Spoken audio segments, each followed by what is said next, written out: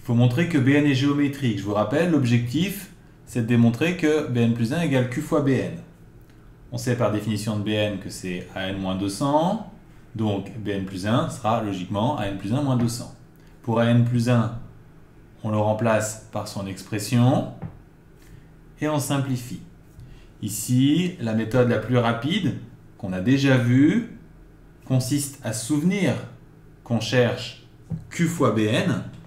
Et comme Bn c'est An moins 200, on cherche le coefficient qui permet de vérifier cette égalité et il est évident, c'est 0,9. Donc Bn plus 1 est égal à 0,9 fois Bn.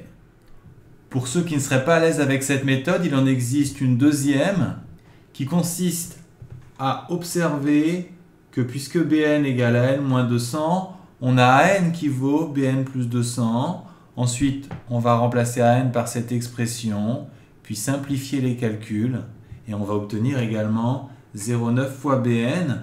Par conséquent, la suite sera géométrique de raison 0,9, et pour calculer le premier terme, il faudra à nouveau utiliser cette relation qui va nous permettre d'obtenir B0 qui vaudra moins 120. Puisque Bn est une suite géométrique, pour obtenir son expression en fonction de n, il suffit d'appliquer la formule de cours. Pour le coup, ce n'est même pas une variante, c'est tout simplement la version de base.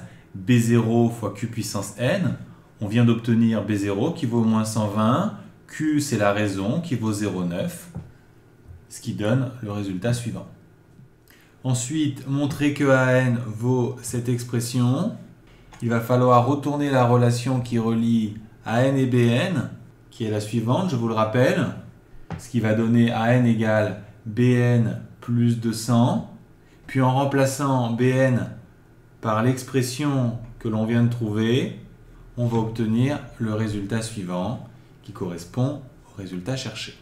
Enfin, déterminer la limite de la suite An. Il faut s'intéresser d'abord au comportement de 0,9 puissance n. Puisque 0,9 est compris entre 0 et 1, la limite de 0,9 puissance n est égale à 0. Si l'on multiplie par moins 120, la limite est toujours nulle. Et si enfin on ajoute 200, on obtient une limite égale à 200 par somme.